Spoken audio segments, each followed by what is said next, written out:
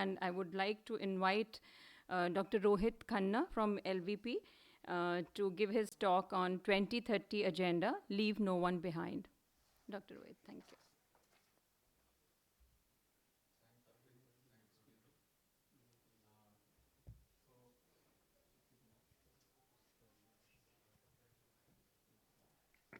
Yeah, is it audible now? Yeah. So I'll be just giving you 2030. So 2020 is over, and now what next? So every time it's like 2030, then 2050. So it's an ongoing thing. So it's going on for ages. So now we have next 2030, and we need to come with something, package something differently. The same wine we have to put in a different bottle and package it differently so that it is more sellable, and we can get more funds and we can carry on our programs. So I think these are the facts everybody knows, at least those sitting in the room, that the World Report on Vision came up with the fact that everybody in this world will require some kind of eye care, and at least 1/3 of the population in the world will require experience eye care, will need eye care services during their lifetime. And so eye care is not only about eye care, but it also have impact on multiple things. So I think the Lancet Commission again came up with this fact that at least 90% of the visual impairment are in low and middle income countries, and improve eye health can also improve the economy in terms of like productivity and all that. So it can affect sustainable development goals. It can improve educational performance, it can improve mental health, it can improve well-being, and so on.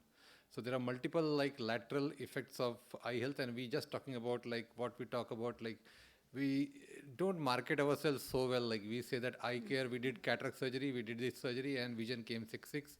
So my outcome. So we just focus on that. A narrow area of focus is like I did surgery and what's the vision, but what's beyond vision? How does it impact the person's life? I think we don't look beyond that. So we don't get a holistic picture of this. For example, you look at like road traffic accident. How many drivers had a vision problem? Had they not had a vision problem, how many accidents could have been averted? So many things, so many things. And despite that, like if you look at last 20 years, thanks to efforts for Vision 2020 and program where IPB and WHO came together.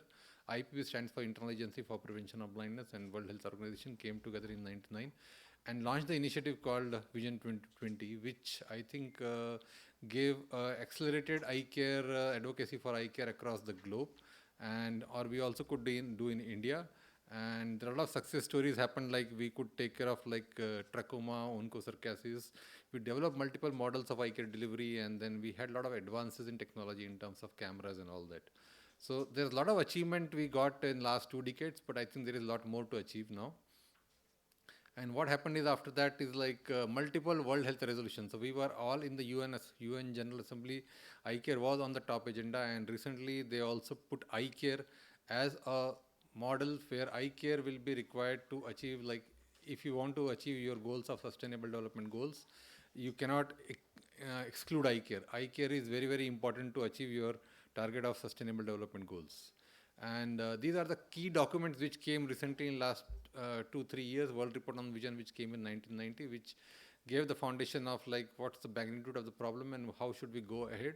And the Lancet Commission came up with what happened in past 20 years and what we are going to do in next. And then the biggest thing which came is the World Health Assembly resolution, which was passed last year in May 2020, where they said that without eye care having included in as a part of universal health coverage or in the SDG agenda, we cannot achieve the SDG goals. We had all these issues. There are certain issues which I will just touch upon, and these are like not new issues, but these are like issues for decades. But I think the magnitude keep on changing, and one major thing is like the eye care is also looked at more of a vertical program, but it's always a question of debate whether it is vertical is better or horizontal is better. To some extent, we have to be vertical. We cannot like say that we will be integrating at all levels. So we have to find areas of integration where we can synergize with other specialties or other sectors, and we have to find areas where we have to just do in our own work. For example, cataract surgery. You need a cataract surgeon only to do a cataract surgery, but you require a physician and all to at least do investigations and all. And then if you find diabetes, then you can send them for other diabetes examination. And also, there is a there is a level of integration, like what happens at primary level where you can integrate secondary level, tertiary level. So what is the limit of integration, and at what levels how much should we integrate, and what are the benefits and what are the reciprocal benefits to eye care as well as benefits to other sector. If we just say benefits to eye care and we become very selfish, so nobody is going to come forward. So unless we sit across and have a dialogue that this is the benefit we have across each other. For example, Mohan diabetes, they do eye care, they do diabetes also. So there are like examples of good examples of integration, like ROP programs. It's again another example of good example of where we have to integrate. But I think more or less we have been running it very, very vertically. And the other thing is like lack of coordination with the private sector. If you look at private sector has a major role to play. For example, private ophthalmologists, we ignore them completely. I think look at this session, like how many people are, more, very few people are there. Most of the private ophthalmologists don't even know about what's going on in this forum actually. So I think we need to advocate more at this AI All India sessions and all that for eye care. And second thing is like, for example, industries, like for optical industries, one of the major industry, which is like refractor is a major problem. So unless we talk to this industry, you cannot solve unless the industry, how did trachoma got control, how did Onco got control? It is like the UN agencies, bilateral, it was more of a bilateral partnership between different agencies, pharmaceutical companies, private sector, not-for-profit sector, non-eye care sector, they all came together. So it was a multi-level partnership, and that is what had led to success of that program. So something like that we have to do for refractive error, and refractive error is not like Onco or trachoma where one-time solution is there. Every year, at least every 2 years, we have to change a pair of glass. So how do we do that? So another thing is like our HR. So it's so unregulated. We don't we have only recognition for ophthalmologists. Even optometry is not very well recognized in this country. Forget about AOP. We don't even have a accreditation for this AOP. And it's not only in India, but many countries have the same story actually. And eye care is also not part of information health system. So we have a separate district blindness control society. We have a TB program going on vertical. We have a leprosy program going on. So we have put in the vertical baskets all these programs, and we are running them parallelly.